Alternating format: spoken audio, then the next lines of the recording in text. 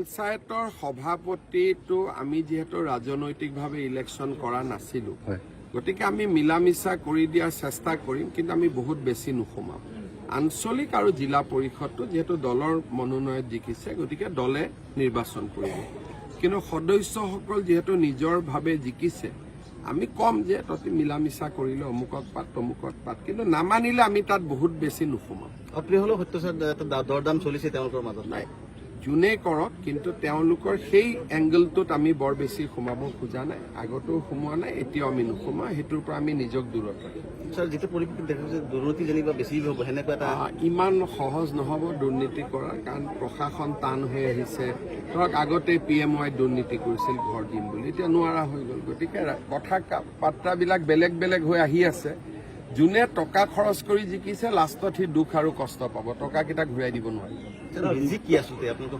এইটোৱেই ক'লো নে, আমি যে দিনে ৰাতিয়ে কষ্ট কৰি থাকো, সেইটোৱে যোনে মই ক'লো নে, মোৰ কাৰণে খুব ৰিজাল্ট এটাই মানুহৰ মনত অহংকাৰ আনিব নালাগে। সেইকাৰণে আজি ৰিজাল্ট হৈছে লগে লগে কামত নামিয়ে দিছো।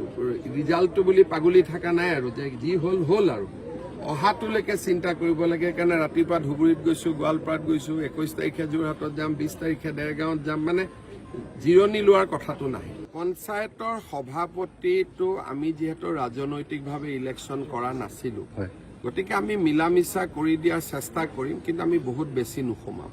আঞ্চলিক আৰু জিলা পৰিষদটো যিহেতু দলৰ মনোনয়ন জিকিছে, গতিকে দলে নিৰ্বাচন কৰিব।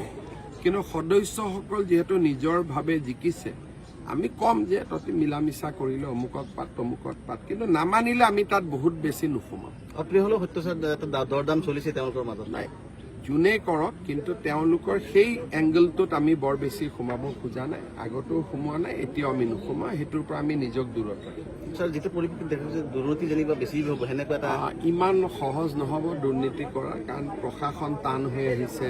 ধৰক আগতে PMY দুৰ্নীতি কৰিছিল ঘৰ দিম বুলি, এতিয়া নোৱাৰা হৈ গ'ল। গতিকে কথা বাৰ্তাবিলাক বেলেগ বেলেগ হৈ আহি আছে। যোনে টকা খৰচ কৰি জিকিছে, লাষ্টত সি দুখ আৰু কষ্ট পাব, টকাকেইটা ঘূৰাই দিব নোৱাৰিব। এইটোৱেই ক'লো নে, আমি যে দিনে ৰাতিয়ে কষ্ট কৰি থাকো, সেইটোৱে যোনে মই ক'লো নে, মোৰ কাৰণে খুব ৰিজাল্ট এটাই মানুহৰ মনত অহংকাৰ আনিব নালাগে। সেইকাৰণে আজি ৰিজাল্ট হৈছে লগে লগে কামত নামিয়ে দিছো।